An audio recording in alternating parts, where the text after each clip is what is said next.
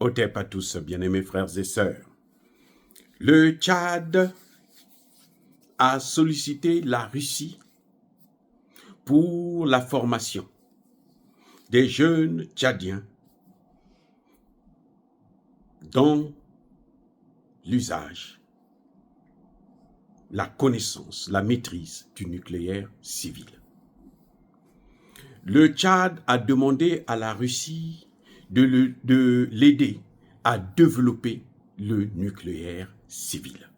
Les Occidentaux ne sont pas contents. Les Occidentaux, l'OTAN n'est pas d'accord. L'OTAN est dans tous ses États.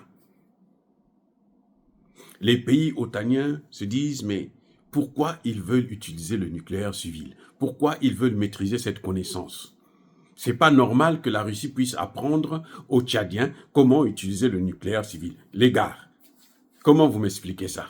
Moi, je ne sais pas où. Expliquez-moi, s'il vous plaît. Parce que moi, je vous connais. Vous êtes trop intelligents, les gars.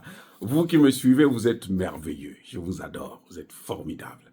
Donc, je disais, pourquoi ils vont s'inquiéter? Vous savez pourquoi? Parce que le nucléaire, c'est le nucléaire. Qu'il soit civil, qu'il soit militaire, c'est d'abord le nucléaire. Vous formez des ingénieurs dans la maîtrise du nucléaire, dans l'usage de l'uranium, dans l'enrichissement de l'uranium. Cette maîtrise-là, c'est la même pour fabriquer aussi le nucléaire militaire.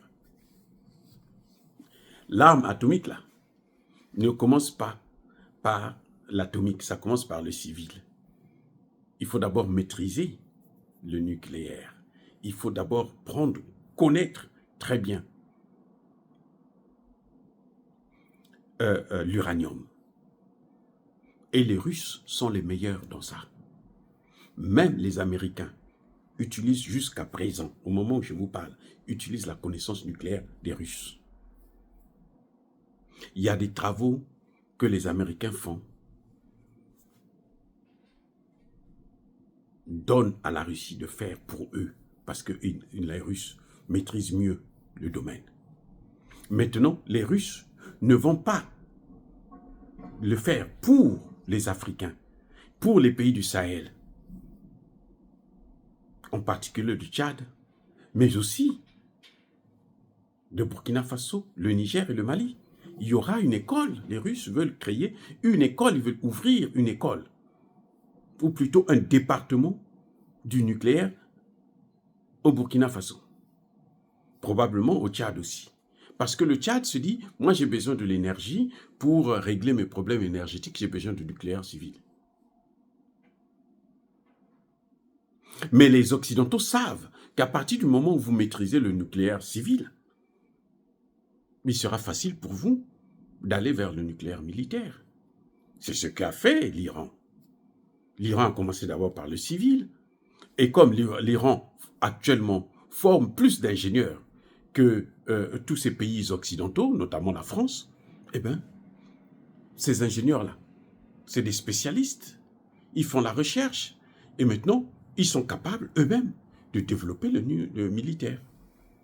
C'est ça qui inquiète justement les Occidentaux, parce qu'ils trouvent que les Africains ne doivent pas aller jusqu'à ce niveau.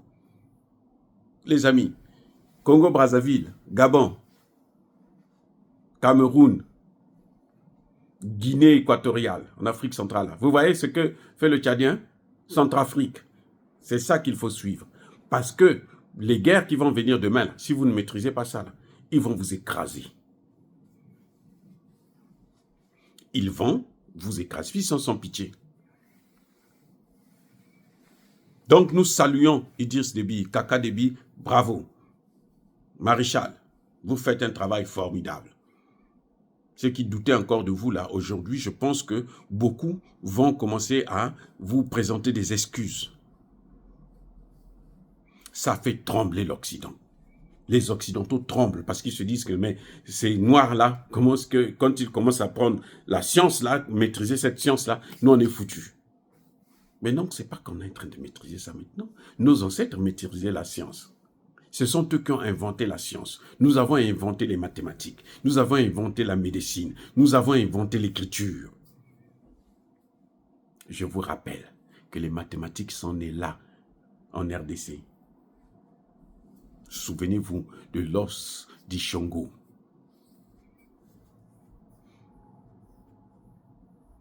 Donc, nous connaissons les mathématiques. Ce sont eux qui nous empêchent de nous développer. Parce que chaque fois qu'on a des savants qui naissent chez nous, ils viennent les prendre, ils les amènent chez eux et ils les détruisent. Ils prennent d'abord ce qu'ils connaissent, après on les détruit. Ça a toujours été comme ça, nous connaissons la règle. Vous avez vu un jeune Congolais, là, dans le Kivu, là où ça se bat, là, dans la guerre, là. Il vient d'inventer un avion qui décolle et atterrit sur l'eau. Donc, on n'a plus besoin des porte-avions. Il a réglé le problème. Ça dit que, et vous allez entendre, non, lui, on l'a pris, on l'a amené aux États-Unis, on lui donne une bourse. Comme c'est des pays où nos dirigeants laissent partir des cerveaux comme ça, ben, malheureusement, le jour qu'on aura des vrais dirigeants, vous allez voir, ils n'iront plus. Hein. Ils n'iront plus, ils vont rester là, continuer. On va leur donner les moyens de continuer à faire leurs recherches. Mais là, malheureusement, vous allez voir. Ne soyez pas surpris d'apprendre que non, il n'est plus au Congo. Et le jour qu'il va revenir au Congo, c'est que c'est une loque. Il n'y a plus rien à faire, il n'y a plus rien à retenir. Et toutes les recherches qu'il va faire, là, les Américains vont acheter ça. Ils vont même pas acheter, ils vont prendre. Parce qu'on ne leur donne pas les brevets. Ils ne sont pas américains, on ne vous donne pas les brevets.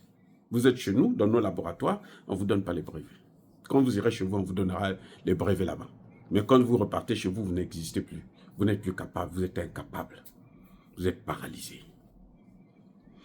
C'est ça le malheur de l'Afrique. Mais le temps où les dirigeants sérieux est en train de venir. On le voit dans le Sahel, ça commence à venir, ça commence à naître. Voilà. Donc, Kaka Déby a décidé lui aussi de rentrer dans le nucléaire. Ça fait trembler l'Occident. Macron ne dort plus. Parce qu'il se dit, mais eux là, ils vont connaître ce que moi je fais, ils vont avoir mieux. Ce sont eux qui ont les matières premières. Lui, il va faire ça avec quoi? L'uranium qu'il va acheter là-bas en Mongolie, mais il a besoin de ça pour alimenter ses centrales nucléaires. Il ne peut pas conserver ça pour fabriquer les armes, parce que ça coûte trop cher. Oh les amis, soyez bénis, soyez abondamment bénis par le Dieu des Kémites et par nos ancêtres angélisés, mais que tous ceux qui persécutent le continent africain le pillent et le déstabilisent, qu'ils soient noirs, blancs, chinois, arabes, juifs, indiens ou qui qu'ils soient punis, maudits, foudroyés, neutralisés, écrasés, effacés par le Dieu des Kémites et par nos ancêtres angélisés. Vive l'Afrique éternelle, j'ai dit et j'assume.